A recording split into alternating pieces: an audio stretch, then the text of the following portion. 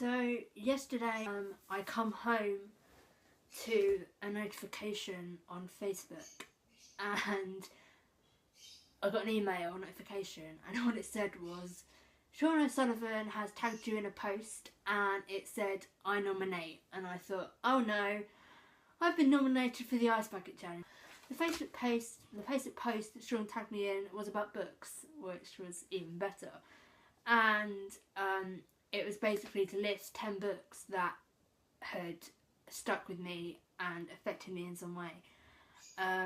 So yeah, I thought I'd kind of talk you through them. But yeah, it is on Facebook, but yeah, I thought I'd talk you through a bit more. So this isn't in any order, but the first book is From Notting Hill with Love Actually by Ali McNamara. I got this from the works, and I like the cover. And it's set in London. I love London, and it's Notting Hill. And I read the blurb, and it was just completely me summed up. It says Scarlett loves the movies, but does she love sensible fiance David just as much? With the big white wedding on the horizon, Scarlett really should have decided by now. When she has the chance to house sit in Notting Hill, the setting of one of her favourite movies, Scarlett jumps at the chance. But living life like a movie is trickier than it seems, especially when her new neighbour Sean is so irritatingly handsome too. Scarlett soon finds herself starring in a romantic comedy of her own. Who will end up as the leading man? Yeah, I read this within like one sitting. I got it on a Saturday afternoon. By a Saturday evening, I'd finished it, and so much so that I went and bought her next one, and I loved it. And yeah, I got the chance to interview her for one of my uni assignments, and that was pretty cool. You know, it's not every day you get to interview one of your favourite authors, so that was really cool. But yeah, I just loved it. Okay, so this originally wasn't on the list, but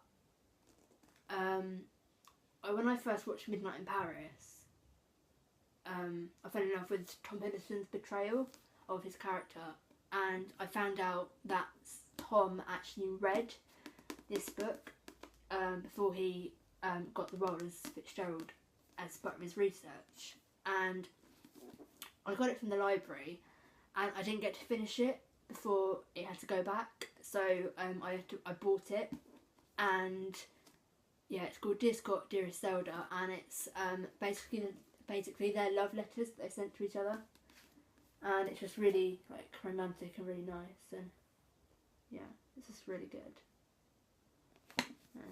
Yeah, so it's basically saying that true love can kind of conquer anything, and I really love it, and it's really kind of stuck with me. It's remained one of my favourite books.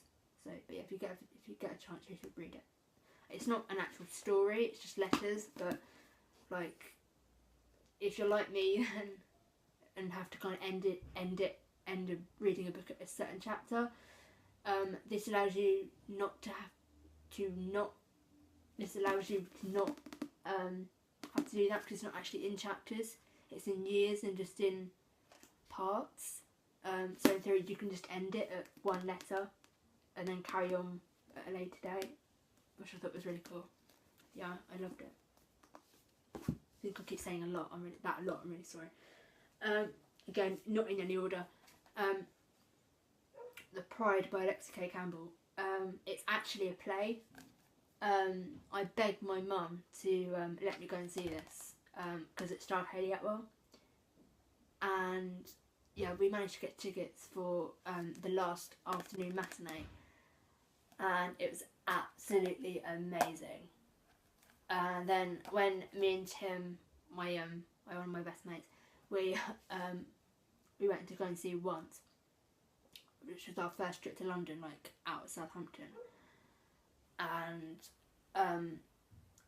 I made him I said to him, don't let me buy any books today, because I can't go to London without going into Foyles. And so we went into Foyles. He bought books in Foyles, and I asked to see if they had this, and they didn't. But she was like, oh, the lady was like, oh, if you try the BFI shop, they may have it.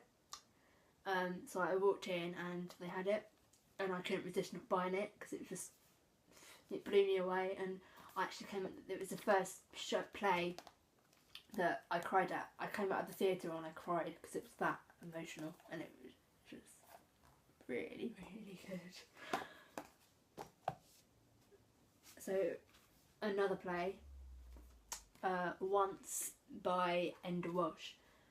Again, this is originally a film, but the play started in London last year, and yeah, I fell in love with the play. Again, I cried a lot of things, but yeah, no, it was just completely amazing. Keep using that word a lot again, but yeah, there's literally no other word to describe how amazing this play and musical is. Yeah, I'm going to see it again tomorrow. I love it that much. But yeah, it's just really nice. Okay, so this is the next three, or my last three actually, have been mentioned in a few blog posts ago. One Day by David Nichols. This was the first book that I cried at. I never cried at a book, I've never cried at a book in my life until this. And my cousin, I was just going to go and see the film, but my cousin was like, no, you need to read the book first. And I did, and I loved it, so much so that the film didn't live up to it at all. I was very disappointed with the film, which is unusual because I love Anne Hathaway, but yeah, I cried at the book. And yeah, it's just a really nice story. And yeah, if you get a chance to read any of his novels, then read them because they're really good. Bedsole was originally Tim's favourite book, and when my mum came up to Southampton, we went to Winchester and we saw the poster for the stage show. And I texted him, I was like, do you want to go and see it? And I'd watched the TV series and didn't enjoy it, but I think it's because, in my opinion anyway, they didn't get the right characters for Stephen and Isabel. But anyway, yeah, and Tim lent me the book, and I was going to read it before I went to go and see the stage show, and I didn't have time because of deadlines. But after I went and saw the show, I completely fell in love with it, and I picked up the book as soon as I finished as soon as my deadlines were over, and yeah, it's just beautiful. I mean, in the play, it switches between 1914 and 1910, whereas this does 1910 first, and then then goes to 1914 and then 1916, and yeah, it was just really, really good. And as I said previously, I read it. It took me 5 days, but again, it was the first kind of graphic book and war book that I read. But yeah, and it's personally dedicated by Sebastian Faulks himself. And it says, to Emily with best wishes, Sebastian Faulks. And yeah, I got it signed when I went to a chat with him about the book, to celebrate it being published for quite a few years, and the 100th anniversary of World War One, and that was really cool because that was like the first author that I kind of come in contact with, and hearing him kind of talk about a book that, you know, is so popular and so famous, it was just amazing. It was amazing to hear how he come up with the idea, and yeah, it was just really good. Again, so this is also mentioned, Growing Pains by Billy Piper. Again, I was 12 when I first read this, and it just kind of really stuck with me. How, you know, she was so young, she was a singer before she became an actress, and yeah, she's just one of my favourite actresses, so it was really kind of cool to kind of read about her life. But yeah, it was really kind of, I've read it like 2 times since, and yeah, it still kind of has that same effect on me. But yeah, I've really, really enjoyed it, and yeah, if you get a chance, read it, because it's really cool. Okay, so the other 1, 2, 3, 4. So the other 4 aren't actually on my list. But the next one is called So Much to Tell You by John Marsden. And my English teacher in Year 9 lent it me. We shared a great love of literature together, so that was the first book that she lent me. And I read it in 2 days, I think. And yeah, it just really, really affected me. I think it was like the first book to ever affect me in some way. But it's basically about a girl who is afraid to speak, and then the last words of the book are I've got so much to tell you, Dad, or something like that. And yeah, it just really affected me, but in a good way. It, you know, it's a really good book, and so much that I really need to invest in a copy, because I haven't yet. But yeah, I need to invest in a copy. But yeah, if you get a chance, read it. I keep saying that.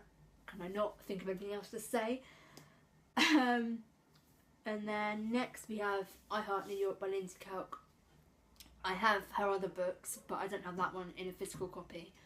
I read it one summer at my nan's on Mum's Kindle. So when I go to my nan's, I do a lot of reading, and that's one of the books I read within a few days, and I just loved it, and it made me want to go to New York even more. And it was just really good writing, and I kind of fell in love with the character of Angela Clark.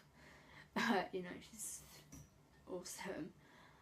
But yeah, it made me fall in love with New York, and you know, it makes me even more excited to get to say that I get to go in January. You know, that's like, what? I've waited 70 years to go to New York, and I finally get to go in January. That's crazy.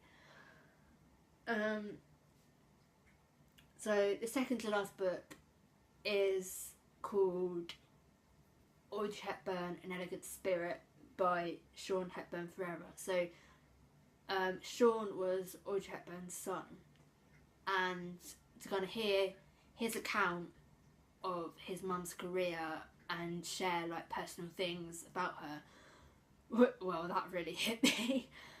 So yeah, she was one of the best like actresses of that generation, and I'm really gutted that I wasn't around to kind of meet her, because she is one of the people that I really wanted to meet. But no, that book really kind of struck a chord with me, and I loved it. And yeah, I was kind of gutted when I had to take it back to the library, because it was a really good book. Okay, and finally, Of Mice and Men by John Steinbeck. So this was on my GCSE English Lit reading list. And yeah, I mean, my English teacher in Year 9 said, oh, we need to take it to read it. And I don't know, something about it just kind of stuck with me, and I don't know, it was really, really well written, and yeah, but yeah, I think that's it for my 10 book challenge. Okay, so I hope you enjoyed this video. If you did, give it a big thumbs up, and comment and subscribe if you enjoyed it. Bye!